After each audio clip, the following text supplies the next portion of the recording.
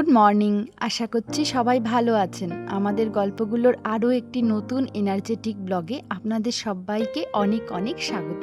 আমাদের প্রত্যেকের কাছেই নিজের ঘরবাড়ি স্বর্গের মতো সুন্দর। সেটা ঘর ছোট হোক বা বড় হোক, বা অট্টালিকা হোক, আর যদি টিনের ঘর হোক, আমার মতন মাথার উপর ছাদ না থাকুক, টিনের শেড থাকুক, তাহলেও কিন্তু নিজের ঘরবাড়িকে সবসময় পরিপাটি করে সুন্দর করে গুছিয়ে রাখলে না মনে আলাদাই শান্তি থাকে। আর এখন তো বর্ষাকাল, আর এই বর্ষায় দেখবেন ঘরবাড়ি ভীষণ একটা স্যাঁতসেঁতে ভাব লাগে। আমার বাড়িঘর আমি জানি অত সুন্দর নয়, কিন্তু আমি সবসময় পরিষ্কার পরিচ্ছন্ন রাখতে চাই। কারণ যতই ভাঙাচোরা বাড়িঘর হোক, যদি সুন্দর করে সাজিয়ে গুছিয়ে রাখি বা একটু পরিষ্কার পরিচ্ছন্ন করে রাখি, দেখতে এমনিই ভালো লাগবে। আর নিজের কাছে নিজের মনেই একটা আলাদা শান্তি থাকে পরিষ্কার পরিচ্ছন্ন থাকলে। আর এই বর্ষার সময় না একটু বেশি মাকড়সা ঘরের মধ্যে চলে আসে, তার কারণ ওই যে বাইরে বৃষ্টি হয়, গাছপালায় যে মাকড়সাগুলো থাকে ওগুলো ঘরে চলে আসে। আর এর জন্যই দেখবেন বর্ষাকালে বেশি ঘরে নোংরা হয়, মানে ঘরে ঝুলটা বেশি হয়, মাকড়সার জাল বেশি থাকে। আর সেই কারণেই আমি গরমকালে যতটা না পরিমাণ ডাস্টিং করছিলাম, বর্ষাকালে প্রত্যেক দিনই আমি একটু একটু করে ডাস্টিং করছি। তার কারণ হচ্ছে ওই যে মাকড়সার জাল কিন্তু আজ পরিষ্কার করলেই আবার কালকে চলে আসছে। আমি গতকালকেও আমার বেডরুমটাকে ভালো করে ডাস্টিং করেছিলাম। ওই যে আপনাদের সাথে একটা ব্লগে শেয়ার করেছিলাম না, আমি প্রতি মাসে ওই 1 ঘন্টা বেডরুমটাকে ডিপ ক্লিনিং করি, ওটাই করেছিলাম। তো আজকে ভাবলাম ওই টুকটাক এদিক ওদিক যে ময়লাগুলো পড়েছে এই বারান্দার এখানটাই একটু আধটু যে মাকড়সার জাল হয়েছে সেগুলো পরিষ্কার করি। কারণ আমার পক্ষে বা কারোর পক্ষেই একদিনে পুরো ঘর বাড়ি সব ক্লিন করাটা পসিবল না, কষ্ট হয়ে যাবে, অনেক পরিশ্রম হয়ে যাবে। সেই কারণে যদি প্রত্যেক দিন ওই একটু একটু করে করি, মানে আজকে বেডরুম করলে পরের দিন রান্নাঘর করলাম, তারপরের দিন বারান্দা, বা যার বাড়িতে যেটুকু মানে যা জায়গা থাকবে সেগুলো টুকটুক করে করলে না খুব সুন্দরভাবে পরিষ্কার থাকে, আর খুব একটা যে পরিশ্রম হয় সেটাও হয় না। আমি না ভাঙাচোরা জিনিসপত্র পছন্দ করি, কিন্তু ময়লা জিনিসপত্র পছন্দ করি না।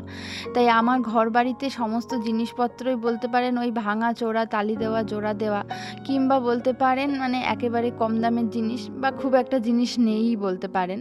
তবুও প্রত্যেকটা জায়গায় প্রতিটা ঘরের কোণা যেন একদম পরিষ্কার থাকে। আর বর্ষাকালে না একটুখানি লাইজল বলুন বা একটুখানি ফিনাইল বলুন, এগুলো দিয়ে ঘর মোছার ভীষণ দরকার।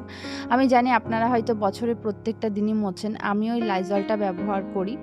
তবে কোনো সময় যদি এরকম ভেবে থাকি যে থাক করব না, ভালো লাগছে না, বা ভুলে গেলাম, কিন্তু বর্ষাকালে একদমই ভোলা চলবে না। তার কারণ বাইরে থেকে ওই যে বললাম মাকড়সা, আরও পোকামাকড় না খুব ঘরের মধ্যে আসে বর্ষাকালটায়। ছোট ছোট শামুকও দেখবেন চলে আসে বৃষ্টির সময়, ছোট ছোট ব্যাঙও চলে আসে। তো ওরা তো বাইরে থেকে ময়লা আবর্জনা ঘরের মধ্যে নিয়ে চলে আসে। আর সেই কারণে ফিনাইলটা ব্যবহার করলে ভালো হয়। তবে ফিনাইলটা আমার ভালো লাগে না, মানে ফিনাইলের গন্ধটা ভালো লাগে না। তার পরিবর্তে ডেটল ব্যবহার করা যেতে পারে, ডেটলটা বেশ গন্ধটা ভালোই লাগে। তবে আমি লাইজলটা এত বেশি পছন্দ করি, তার কারণ হচ্ছে লাইজলের গন্ধটা আমার ভীষণই ভালো লাগে। মানে ঘরটা না একদম ফ্রেশ লাগে লাইজল দিয়ে ঘর মোছার পরে। মানে লাইজলের গন্ধটা মানে ঘরের মধ্যে এমনভাবে ছড়িয়ে থাকে, ঘরটা মোছার পরে পুরো এত ফ্রেশ ফিল হয়, ঘরটা মোছার পরে মনটায় আলাদাই শান্তি লাগে। এই কারণে লাইজলটা আমার বেশি পছন্দ। গত কয়েকদিন পর আজকে দেখছি একটু সকালের দিকটা রোদ উঠেছে, একটু বেলা করে হলেও না বেশ ভালোই দেখলাম আজকে রোদ্দুরটা উঠেছে। তো রোদ্দুর ওঠার কারণে আমি ভাবলাম যে বেশ কিছু কাজ আমি আজকে করব। সেটা হচ্ছে ঘরের মধ্যে বেশ কিছু জিনিসপত্র থাকে না যেগুলো রোদ্দুরে না দিলেই নয়, সেগুলো আজকে রোদ্দুরে দেব। কারণ এই বর্ষাকালের দিকটা দেখবেন একটু আধটু রোদ হলেই আমার মনে হয় যে জিনিসগুলো রোদ্দুরে দেওয়ার প্রয়োজন সেগুলো মানে যেটুকু সময়ের জন্যই রোদ হোক না কেন দিতে হবে, না হলে ঘরের মধ্যে থাকতে থাকতে ওগুলো নষ্টও হয়ে যায়। আবার অনেক সময় ঘরের মধ্যেও একটা ভ্যাপসা গন্ধ বলতে পারেন, বা একটা বাজে ফিল হয় আর কি। যেমন ধরুন কিছু কিছু জামা কাপড় হয়তো শুকিয়ে গেছে ঘরে থেকে থেকে, কিন্তু সেগুলো না রোদ্দুরে দেওয়ার প্রয়োজন। কারণ রোদে পড়লে যতটা না ভালো শুকায়, ওই ঘরের মধ্যে থেকে কিন্তু অতটা ভালো শুকায় না। সাথে ঘরের যে পাপোশগুলো যেগুলোতে আমরা পা মুছি, সেগুলো কিন্তু একটু রোদ উঠলেই আমি রোদ্দুরে দিই। তার কারণ হচ্ছে রোদ্দুরে না দিলে এগুলো থেকে ভালোভাবে ধুলো যায় না, রোদ পেলে না একদম ঝাড়লেই সুন্দরভাবে ধুলো চলে যায়। সেই কারণে আমি আজকে পাপোশগুলো মেলে দিলাম, কারণ গত কয়েকদিন না একদম রোদ ওঠেনি।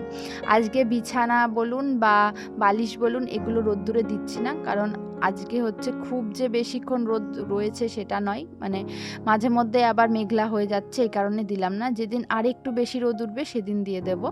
তো এখন আমি বিছানার চাদরটা চেঞ্জ করে নিলাম। আর বাড়িতে বাচ্চা থাকলে বর্ষাকালে একটু ঘন ঘন বিছানার চাদর চেঞ্জ করতে হয়, কারণ বিছানার চাদরও দেখবেন একটা স্যাঁতসেঁতে ভাব চলে আসে বর্ষায়। আর বিছানার চাদর আমি বর্ষার দিকটায় এটাই পছন্দ করি, এই বিছানার চাদরটাই পাততে, তার কারণ এটা খুব তাড়াতাড়ি শুকিয়ে যায়। আপনাদেরকে আগের একটা ব্লগে বলছিলাম, মিছরি বিছানা থেকে নামতেই চাইছে না। আমি বললাম একটু নামো, আমি বিছানাটা সুন্দর পরিষ্কার করে দিই, তারপরে উঠবে। ও না এই পরিষ্কার ব্যাপারটা, তারপরে গোছানো ব্যাপারটা ভীষণ বোঝে, ওরও এই গোছানো বিছানা ভীষণ পছন্দ। ও না যখনই দেখে বিছানাটা সুন্দরভাবে সাজানো গোছানো রয়েছে তখনই ও বিছানায় উঠতে চায়। তাই আমি বুঝিয়ে বলতেই ও বিছানা থেকে নেমে গেল। ও জানে যে ও একটা ফ্রেশ বিছানা এবার পাবে। তো আমি এদিকে বালিশের কভারগুলো চেঞ্জ করে নিচ্ছি। আমি যখন বেড কভার, বালিশের কভার এগুলো কাচাকাচি করি তখন না জামা কাপড়ে যেমন একটু কমফোর্ট দিয়ে ধুয়ে নিই, মানে কাচার পরে আমি একটু জলের মধ্যে কমফোর্ট গুলে জামা কাপড়গুলোকে ধুই, তাতে করে ভীষণ ফ্রেশ লাগে আর সাথে গন্ধটাও ভালো লাগে। তো আমি এই বেড কভারগুলোও আমি যখন কাচি তখন ওই জামা কাপড়ের মতন ওই কমফোর্টটা দিয়ে ধুয়ে নিই। তো কমফোর্ট দিয়ে ধুলে না খুব ফ্রেশ লাগে, মানে গন্ধটা বেশ সুন্দর লাগে, তো এই জন্য আরও বেশি ফ্রেশ মনে হয়। আর মনটাই তো আসল, মনের মধ্যে যদি একটা ফ্রেশ ফিল হয় আলাদাই শান্তি লাগে। গতকালকে বেডরুমটা ভালো করে ডিপ ক্লিনিং করেছি বলে আজকে এত ফ্রেশ লাগছে বেডরুমের ভিতরে, এটাই হচ্ছে মনের শান্তি।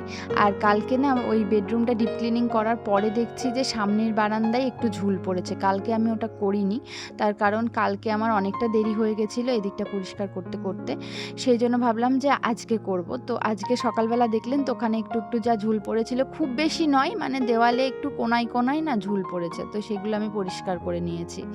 এরকমভাবে একটু একটু করে করি বলেই আমার না ঘর বাড়ি সবসময় নিট অ্যান্ড ক্লিন থাকে আর সবসময় ফ্রেশ থাকে। তাই বর্ষাতেও না ওই স্যাঁতসেঁতে ভাব বলুন বা নোংরা বলুন চারিদিকে, বা কোনো পোকামাকড় আমি আসতে দিই না। মানে পোকামাকড় দেখলে তো ফেলেই দিই, সাথে সাথে কিন্তু ফিনাইল বা ডেটল যেখানে যেটা পাই হাতের কাছে দিয়ে দিই, যাতে করে পোকামাকড়গুলো ওগুলোর গন্ধে চলে যায়।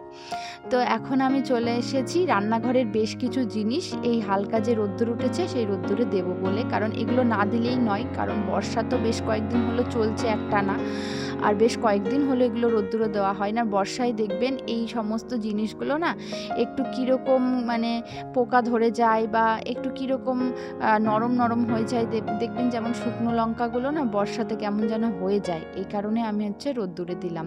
তবে আরও কিছু জিনিস রোদ্দুরে দেওয়ার ছিল, সেগুলো এখন আর দিলাম না। আমি চাইছি যে ভাদ্র মাসে যখন একদম কড়কড়া রোদ্দুর উঠবে তখন যত জিনিস আছে সমস্ত কিছু রোদ্দুরে দেব। এখন যেগুলো একদমই না দিলে নয় সেগুলোই আমি রোদ্দুরে দিচ্ছি। একটু শুকনো লঙ্কা, তেজপাতা, আর ওদিকটায় একটু মাখনা ছিল, মিছরিকে আমি আগে খাওয়াতাম, তো বেশ কয়েকদিন হয়ে গেছে ওটা, তো ওটা রোদ্দুরে দিয়েছি। একটু পাস্তা আর ঘরে কিছু পাঁপড় ছিল, পাঁপড়গুলো রোদ্দুরে দিয়ে দিয়েছি। তো সকালের দিকে খুব বেশি রোদ্দুর ওঠেনি, একটু বেলা হয়েছে এখন দেখছি বেশ কিন্তু ভালোই রোদ্দুর উঠেছে। আর আমার ঘরের যত মানে ইনডোর প্ল্যান্টগুলো ছিল সেই ইনডোর প্ল্যান্টগুলোকেও আমি আজকে একটু রোদ্দুরে দিয়েছি, কারণ ওরাও এই কয়েকদিন ধরে একদমই রোদ্দুর পায়নি, মাঝে মধ্যে তো ওদের একটু রোদের প্রয়োজন আছে সেই কারণে। আর আমার বারান্দায় যে মানি প্ল্যান্টটি রয়েছে সেটা আজকে আমি ঘরে নিয়ে আসলাম একটুখানি ঘরটাকে সুন্দর লুক দেব বলে। আসলে কি বলুন তো, কয়েকদিন ধরে ভীষণ ইচ্ছা যে এই আয়নার পাশ দিয়ে একটু যে আর্টিফিশিয়াল প্ল্যান্টগুলো হয়, মানে যে মানি প্ল্যান্টেরই আর্টিফিশিয়াল যে মানে চেন টাইপের ওগুলো পাওয়া যায় না, সেগুলো কিনবো, কিন্তু একদমই হাতে টাকা পয়সা নেই, বেকার মানুষ যেহেতু। তো সেই কারণে আমি ভাবলাম যে কেন আর্টিফিশিয়াল দিতে যাব টাকা খরচ করে, যেহেতু আমার একদম রিয়েল প্ল্যান্ট রয়েছে। আর্টিফিশিয়ালের তুলনায় এই যে আসল মানি প্ল্যান্টটা ঘরের মধ্যে কিন্তু আরও বেশি ফ্রেশ লাগবে এবং ঘরের পরিবেশটাকেও আরও বেশি আলাদা করে দেবে। আর ঘরের মধ্যে যদি সবুজের ছোঁয়া থাকে এরকমভাবে, তাহলে মনটাও কিন্তু বেশ ভালো লাগে, আর চোখের সামনে সবসময় সবুজ দেখলে কিন্তু মনের মধ্যে একটা পজিটিভিটি আসে। বর্ষাকালে কিন্তু আলমারি বলুন বা শোকেস বলুন, সেগুলো দরজা কিন্তু খুলে একদমই রাখা চলবে না, কারণ যেহেতু ঘরে প্রচুর পরিমাণে মাকড়সা থাকে, তো মাকড়সা ঢুকে যেতে পারে। আমার তো একবার তাই হয়েছে, মানে আলমারির মধ্যে মাকড়সা ঢুকে গেছে, তার ফলে আলমারির ভিতরে কিন্তু মাকড়সা জাল বুনেছে, তার ফলে শাড়িগুলোও কেমন যেন গন্ধ হয়ে গেছে, মানে ধুলোবালিও ঢুকে যায় সাথে করে। মানে এক সময় কি হয় না, আলমারি খুলে রেখে আমরা কোনো একটা কাজ করছি, পরে বন্ধ করব এরকম একটা বা ভুলে গেলাম, তো ওই সময় এরকম হতে পারে, যে কারণে এই সময়টাই বেশি পরিমাণ মাকড়সা কিন্তু ঘোরাফেরা করার কারণে এটা হয়। আর ওই যে রোদ্দুর না উঠলে তো আরও বেশি স্যাঁতসেঁতে ভাব লাগে, তো আলমারিটা খুলে রাখলেও যে বাইরের একটা স্যাঁতসেঁতে ভাব, একটা আর্দ্রতা, সেটা কিন্তু আলমারির ভিতরে ঢুকে যাবে। এটা আমার সাথে হয়েছে বলে আপনাদেরকে বললাম। তো এই দিকটাই দেখলাম সমস্ত জিনিসপত্রগুলো বেশ ভালো রোদ্দুর পেয়ে গেছে। এবার আমি এগুলোকে তুলে নিয়ে যাচ্ছি, নিয়ে গিয়ে রান্নাঘরে রেখে দিই। আর ফ্রিজটাও আমার পরিষ্কার করতে হবে। ফ্রিজটা দেখলাম একটু ময়লা হয়ে গেছে। বর্ষাকালটায় ফ্রিজের না গা অনেক সময় ঘামতে পারে, সেই কারণে একটু ঘন ঘন ফ্রিজটাকে মুছতে হবে। অনেক সময় আমাদের যাদের সিমেন্টের মেঝে হয়, মেঝেও কিন্তু ঘামে বর্ষাকালে। তো আগে না মা, আমার শাশুড়ি মা, ওরা বলতো যে বর্ষাকালে এমনিতেই মেঝে ঘামছে, আর বেশি মোছামুছি করার দরকার নেই। কিন্তু আমি বলবো যে বর্ষাকালেই বেশি করে প্রত্যেক দিন মুছতে হবে ভালো করে। তার কারণ ওই যে ঘেমে যায় মেঝেটা, দেখবেন কেমন একটা জলজলে ভাব থাকে, ঘেমে যায়। তো ওটা যদি আমি না মুছে পরিষ্কার করি, তাহলে ঘরের মেঝেতে কিন্তু একটা চ্যাটচেটে ভাব, একটা স্যাঁতসেঁতে ভাব থেকেই যায়, পায়ের মধ্যে লাগে, সেটা খুব বিরক্ত লাগে। তাই ওটাকে ভালো করে মুছে, মানে একদম ফ্যানের হাওয়ায় ভালো করে মেঝেটা শুকিয়ে নিতে হবে। আর যদি মনে হয় একটুখানি সার্ফ দিয়ে মুছলে খুব ভালো হয়, তাহলে চ্যাটচেটে ভাবটা আরও বেশি করে চলে যায়। সার্ফ দিয়ে মোছার পরে এরকম লাইজল দিয়ে মুছলে না মেঝেগুলো বেশ সুন্দর পরিষ্কার হয়ে যায়। আর ভালো করে ফ্যানের হাওয়ায় শুকিয়ে নিলে সেই স্যাঁতসেঁতে ভাবটা থাকেও না। তবে আমার ঘর বারান্দায় যে কার্পেট লাগানো, ওটাতে এটা হয় না, আবার টাইলসেও এই সমস্যাটা হয় না। তো আজকে না আমি একটুখানি করছি ছানার কালিয়া। তো ঘরে কিছুটা পরিমাণ দুধ ছিল, মানে 3টে বাটিতে 3 দিনের দুধ ছিল অল্প অল্প, এক জায়গায় করে আমি সেটাকে ছানা করলাম। ছানা করে না এটা ভীষণ শর্ট টাইমে দেখলাম হয়ে যাবে, ওই জন্য এটা করছি। মানে আলাদা করে পনিরের তরকারি করতে গেলে দেখতাম বেশি সময় লাগে, ওই কারণে আমি একটুখানি মিক্সিতে আদা, একটু জিরে গুঁড়ো, একটু টমেটো, আর সাথে 3-4টে মতন কাজু বাদাম নিয়ে না পেস্ট করে নিয়েছি। তো এই পেস্টটা দিয়ে আমি আজকে ছানার কালিয়াটা করছি। আর গোটা গরম মশলা আর সাথে একটা শুকনো লঙ্কা ফোড়ন দিয়েছি। তো এইটুকুই, মানে মশলা যা, আর কিছু দিইনি।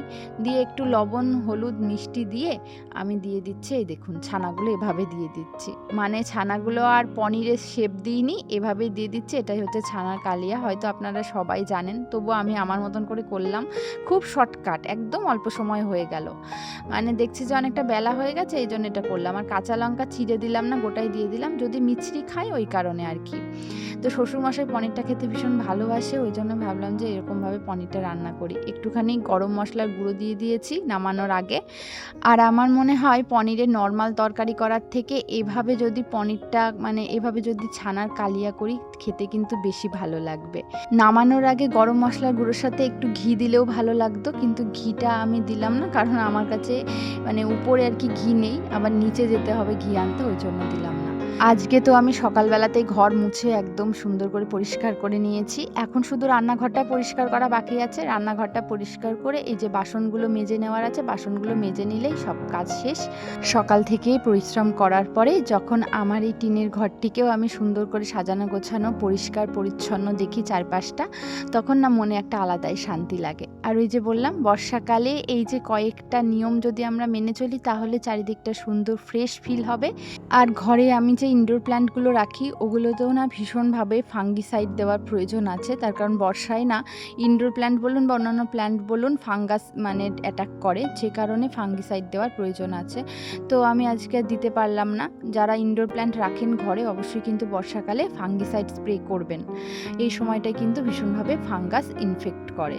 তো চলুন আজকের মতন বিদায়। সকলে ভালো থাকবেন, সুস্থ থাকবেন। আমার ব্লগটি ভালো লেগে থাকলে অবশ্যই একটা লাইক করে পাশে থাকবেন। দেখা হচ্ছে পরের ব্লগে।